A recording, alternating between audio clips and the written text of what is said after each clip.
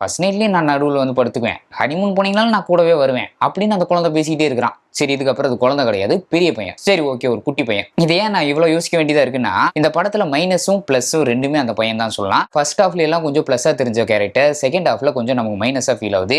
இவ்வளவு பெரிய பையன் எடுத்து சொன்னா புரிஞ்சுக்க மாட்டானா?